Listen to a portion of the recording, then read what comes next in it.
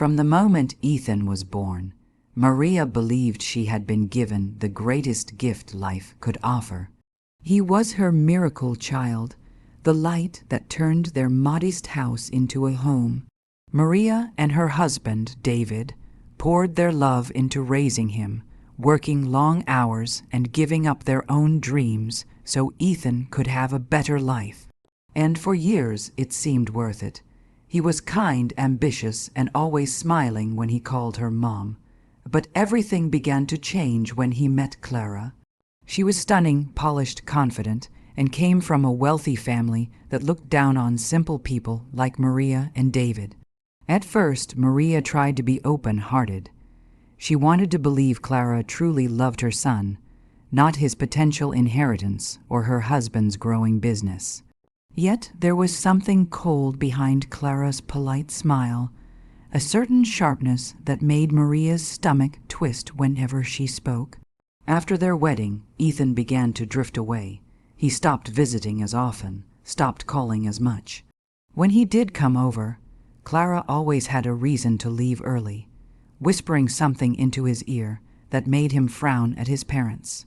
The laughter that used to fill their living room was replaced with uncomfortable silence. Mom, you and Dad should really think about downsizing, Ethan said one day during a rare visit. That old house must be hard to manage at your age. Maria chuckled softly. We're fine, sweetheart. Your father and I like it here. Ethan forced a smile, but Maria noticed how his eyes darted around the room, not with affection, but with calculation. It was the look of someone measuring, not remembering. Over the next few weeks, little things started to happen that gnawed at Maria's heart. Ethan began asking odd questions about their bank accounts, their wills, their medical history. He said it was just to be prepared, but something about his tone felt rehearsed. Then one evening, Maria heard something she was never meant to hear.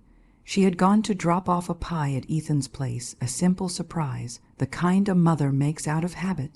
As she walked up to the porch, she heard voices from the living room window. She'll believe anything you tell her, Clara said coldly. Once we convince the lawyer she's starting to forget things, it'll be easy. You'll have full control. Ethan's voice followed, quieter but steady. It's not like they need that much money. They're old, Clara. I'll take care of everything. Maria's breath caught. The pie slipped from her trembling hands, crashing against the ground. For a moment, she couldn't move. Her son, the boy she had once held through fevers and nightmares, was planning something cruel, something unthinkable. Tears blurred her vision as she stumbled away from the house, the world spinning around her. The son she had raised with endless love was now plotting to take everything she and David had worked for. But it wasn't the thought of losing the house or the money that broke her heart. It was the realization that somewhere along the way she had lost her son. That night, Maria sat in the dark beside David, staring at the family photo on the mantel, the three of them smiling, frozen in a time that no longer existed. She whispered, her voice shaking, "David, our boy, wants to destroy us." And for the first time in years, she saw fear in her husband's eyes. But beneath that fear, a spark of something else began to burn. Not weakness, not despair. It was the quiet beginning of resolve. Maria didn't know how yet, but deep down, she knew one thing for certain. If her son wanted to hurt them, he would soon learn what his mother was truly capable of. For days after overhearing that conversation, Maria lived like a ghost inside her own home. The walls that once echoed with laughter now seemed to whisper betrayal. Every photograph of Ethan, his graduation picture, his wedding portrait, felt like a cruel reminder of the boy she'd lost to greed. David noticed her silence, the sleepless nights, the sudden trembling in her hands. One morning, as they sat at the kitchen table, he reached for her wrist and asked softly, "Maria, what's wrong?" The words broke her. Tears spilled down her cheeks as she told him everything every P.O. Langep I, Re-O-N-O-U-S-W-O-R-D, she had oafed her from RE and CTIVATECLS the RA. She expected her husband to deny it, to reassure her that she had misunderstood, but instead David's face turned ashen.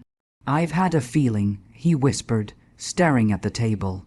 "He's been asking about the company shares. Our insurance even hinted that I should start transferring responsibility before it's too late." They sat in silence, the truth settling heavy between them. Their son, their pride, their reason for living wanted to strip them of their dignity, their independence, and everything they had worked for. That evening, Maria locked herself in her room, clutching the old photo album of Ethan as a child. She flipped through pages of his smiling face, his first steps, his first school uniform, his twinkling eyes as he clung to her arm. "How did we lose you?" she whispered, her heart splintering, but grief soon hardened into something stronger, determination. Maria decided she would not let her son destroy them. If Ethan wanted to play a cruel game, she would learn the rules and win. Quietly, she began to observe him. Each phone call he made, each sudden visit, each casual question about their property, she noted them all. A week later, Ethan came to visit, acting overly sweet. He brought flowers for Maria, wine for David, and smiles that felt like polished lies. Over dinner, he leaned forward, his tone gentle but deliberate. "Mom, Dad," he began, "Clara and I have been worried about you both. You forget things sometimes, and I just want to make sure you're protected. Maybe it's time I help with the legal stuff, like signing property papers, the power of attorney." David's fork froze midair. Maria managed to smile faintly. "That's thoughtful, Ethan," she said, her voice calm despite the storm inside her. "Why don't you bring the papers next week? We'll talk about it properly." Ethan grinned, thinking his plan was working. "Of course, Mom. I just want what's best for you." But as soon as he left, Maria's mask slipped. Her hands shook, but her eyes burned with quiet fire. She turned to David. "We're not signing anything. He thinks we're weak. We'll let him believe that." David nodded slowly. "What are you thinking?" "I'm thinking we play along," Maria replied. "Let him think we're fading. Let him think he's winning. And when the time comes, we'll show him how wrong he is." The next day, Maria made her first move. She called an old friend, a lawyer she trusted deeply, and explained everything. The lawyer agreed to help, advising her to document every action Ethan took. Maria also hired a private investigator to track Clara's connections and movements. It wasn't long before the investigator uncovered more. Clara's cousin, the doctor Ethan mentioned, had already prepared falsified reports stating Maria was developing memory loss. Their lawyer friend confirmed that Ethan was planning to use those papers in court to declare his parents legally incompetent. Maria's blood ran cold when she heard it. Her son wasn't just trying to take their house. He wanted to make them powerless, dependent, forgotten. That night, as she sat by the window, watching rain streak down the glass, Maria made herself a silent promise. "If my son believes he can destroy us with lies, I will destroy his lies with truth." Her heart still ached with love, twisted by betrayal. But she knew the woman Ethan thought was fragile had just awakened. And though she didn't yet know how, she vowed that when this was over, Ethan would never forget the day his mother decided to fight back. Maria knew revenge didn't have to come with rage. It could come with silence, strategy, and the patience of a mother who'd been pushed too far. The next few weeks, she and David began to play their parts carefully, pretending to grow weaker, slower, and forgetful. Maria would misplace her keys, repeat stories, and sometimes stare blankly into space when Ethan visited. David acted confused about bills or insurance documents. Their performance worked perfectly.